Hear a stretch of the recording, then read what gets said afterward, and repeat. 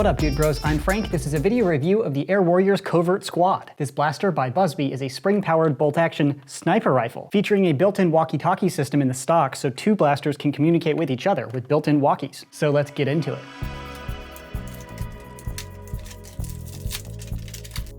Included 2 blasters, 2 pairs of earphones, darts, and the instructions.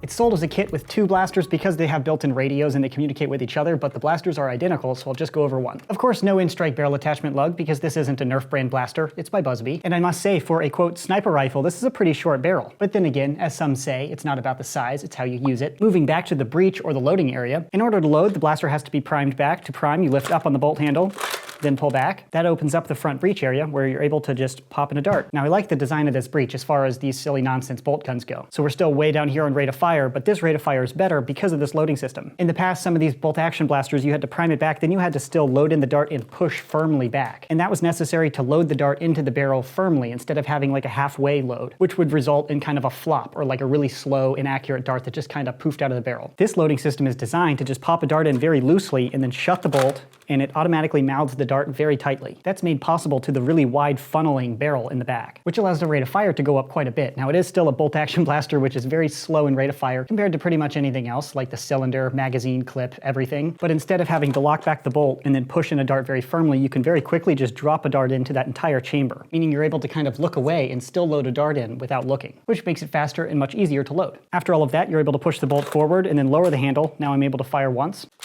And to fire again, you lift up the bolt, you load in another dart, and you rinse and repeat. It's a pretty slow rate of fire. Quite slow rate of fire, but it's a smooth action. It's very easy and ergonomic to load, so it doesn't feel like a hassle, like you're trying to thread a needle and it's all frustrating. It's very smooth, easy to do. So that's the bolt. Up top we have a rail. This is not a Nerf in-strike rail, it is an Air Warriors or Busby rail. So you could attach the Air Warriors heat-seeking scope sold separately, or with an adapter. You could attach any Nerf scope that converts the Busby rail to the Nerf rail. However, this adapter is sold separately. No scope or optic is included with the blaster, just the rail, which is kind of a bummer since it's a sniper rifle. But moving back to the trigger release is pretty standard. Of course, being a bolt-action blaster, slam fire is not enabled. And moving to the all the way back, the interesting part of this blaster, it has a built-in walkie-talkie. The walkie-talkie, of course, runs on 3 AA alkaline batteries. I already showed you how to install those. If you don't install those, the blaster will still fire completely fine. The batteries are only necessary for the walkie-talkie portion. After you have the batteries installed, you can turn it on by activating the switch down here. This is a 3-position switch. In the center, it's off. In the forward position, it's green, and in the back position, it's red. But for some reason, my camera shows both of the lights as green. I promise the front one's green, the back one's red. I don't know why the color's getting screwed up. And the colors indicate which frequency you're on, so you're able to pair up 2 sets of these and speak on 2 independent channels. So to communicate with 2 blasters, just make sure you're on the same color. So both of these is green or both of these is red. So you could have green team versus red team and have 2 different chats going on. But there's no way to lock the frequency or to encrypt it or anything, so if you're doing red versus green, you could very easily switch into the other team's channel to listen to what they're saying. So just don't do that, because that's cheating.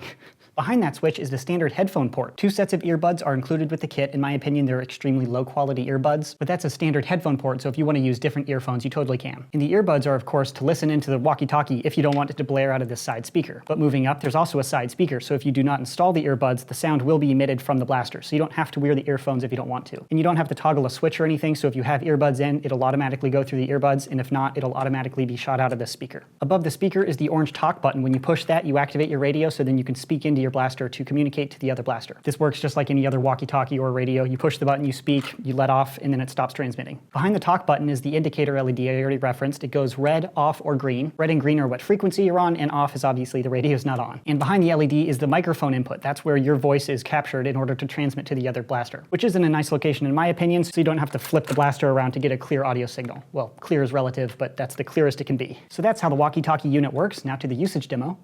Audio test. How much wood could a woodchuck chuck if a woodchuck could chuck wood? Read it do. Audio test. How much wood could a woodchuck chuck if a woodchuck could chuck wood? Read it do.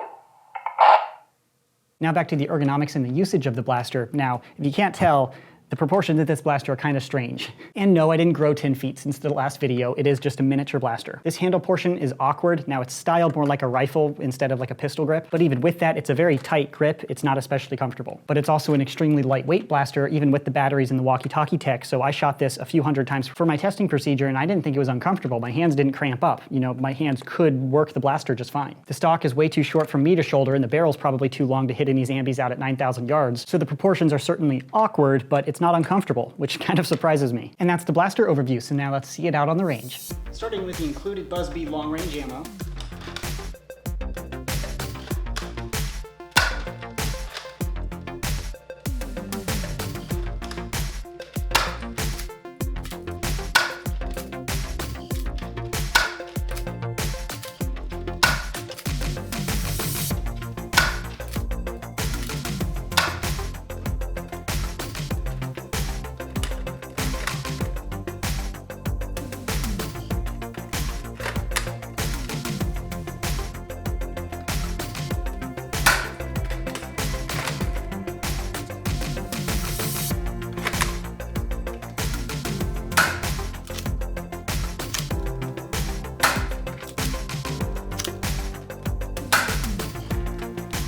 Shooting some Nerf Elite darts.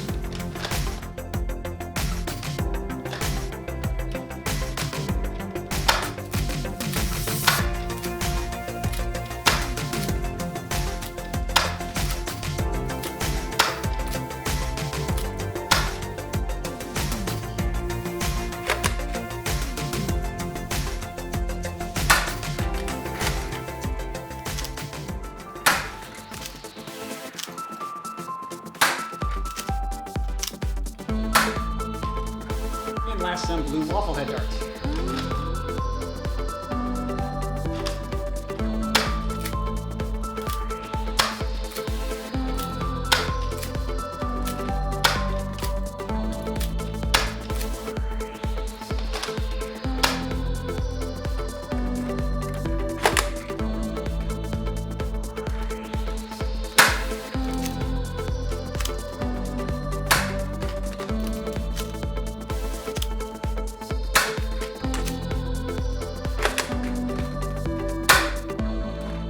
Operating the Covert squad blasters was more pleasant than I was anticipating. I thought these were going to be silly, just kind of nonsense blasters, and in some light, they certainly are. But it's the entertaining, fun type of nonsense, not that nonsense where you're just like, get out of here nonsense. You're like, I need more nonsense. Okay, I'm getting ridiculous. And the bolt system cycles really smoothly, which kind of surprises me. It is actually fun to use the blaster. It doesn't feel like a burden or like my hands would cramp up and I just want to throw it.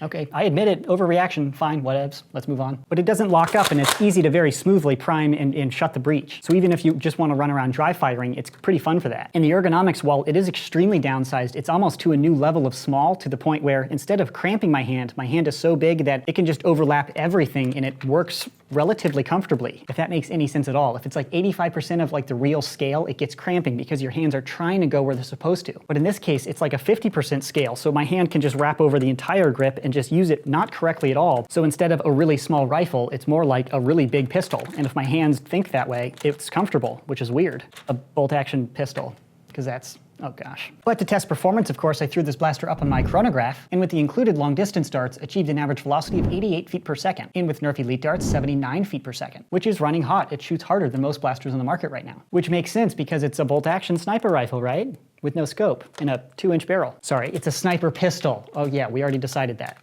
That statement reframes my entire opinion on this blaster. When you think of it as a bolt-action sniper pistol, it's pretty badass. With a built-in walkie-talkie. Like, don't even try to consider it a carbine or a long gun. But as a pistol, that's pretty cool.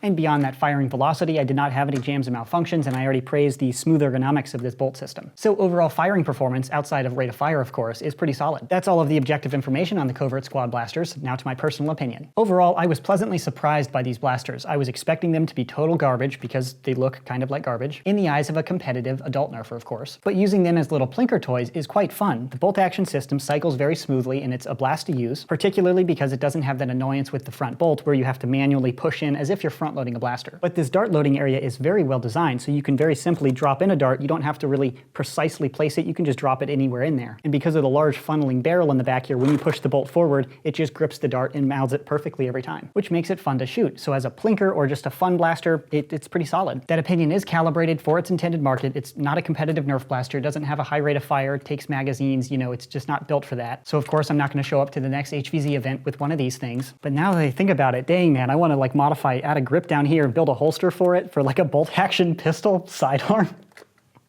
It's nonsense, but it sounds so fun.